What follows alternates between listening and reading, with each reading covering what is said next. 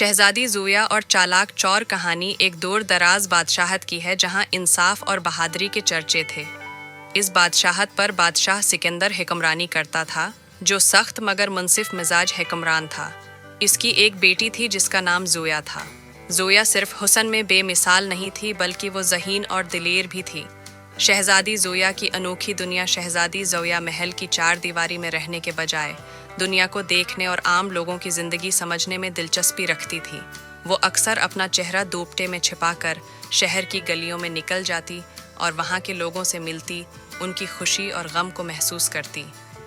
ایک دن بازار میں گھومتے ہوئے اس کی ملاقات ایک نوجوان سے ہوئی جس کا نام ریان تھا۔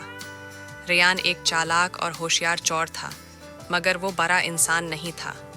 وہ امیروں سے چوری کر کے غریبوں میں بانٹ دیتا تھا اور یہی بات زویا کو اس کی طرف کھینچ لائی۔ زویا اور ریان کی ملاقاتیں بڑھنے لگیں اور وقت کے ساتھ دونوں ایک دوسرے کو دل دے بیٹھے۔ زویا کو ریان کی سچائی اور نیک نیتی بھا گئی اور ریان کو زویا کی سادگی اور بہادری نے دیوانہ بنا دیا۔ محبت کی آزمائش۔ جب بادشاہ سکندر کو اس محبت کی خبر ملی تو وہ سخت ناراض ہوا۔ اس نے کہا، میری بیٹی کسی چور سے شادی نہیں کر سکتی۔ اگر ریان واقعی زویا سے محبت کرتا ہے تو اسے اپنی ہوشیاری اور بہادری ثابت کرنی ہوگی۔ اگر وہ میرے سر کا تاج چرا کر میرے سامنے لے آئے بغیر کسی کو نقصان پہنچائے تو میں اسے اپنی بیٹی کا ہاتھ دینے پر غور کروں گا۔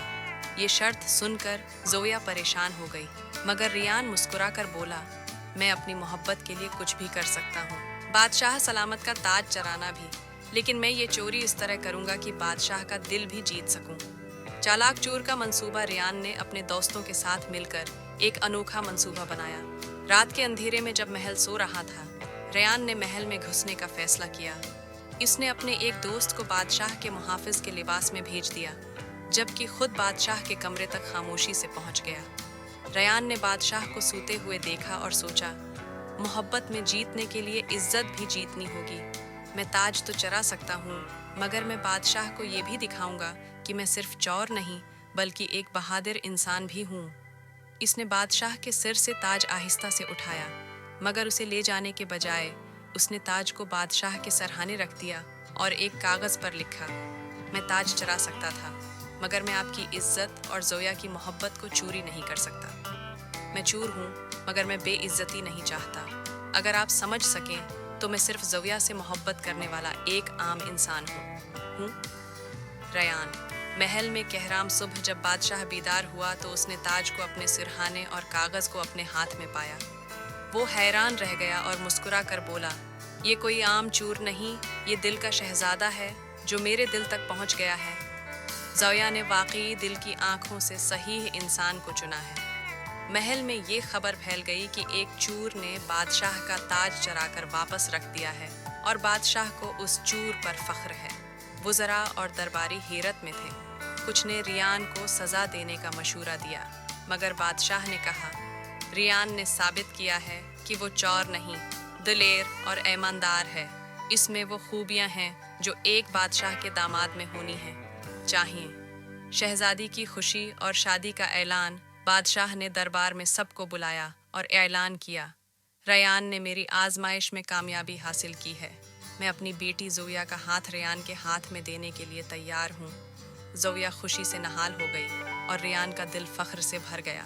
ان دونوں کی شادی دھوم دھام سے ہوئی، جس میں بادشاہ نے پورے ملک کو دعوت دی۔ ریان نے اپنی چالاکی کو چھوڑ کر ایمانداری کا راستہ اپنایا اور بادشاہ کا ایک بہادر اور نیک دل وزیر بن گیا۔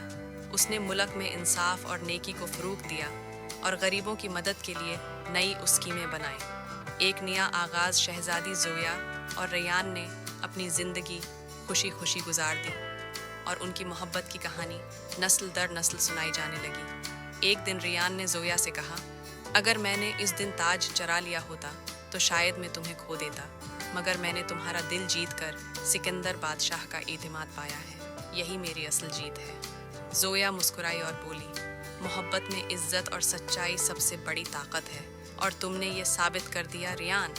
آخری الفاظ زویا کے دل سے نکلے، محبت میں چالاکی نہیں، سچائی اور عزت سب سے بڑی جیت ہوتی ہے۔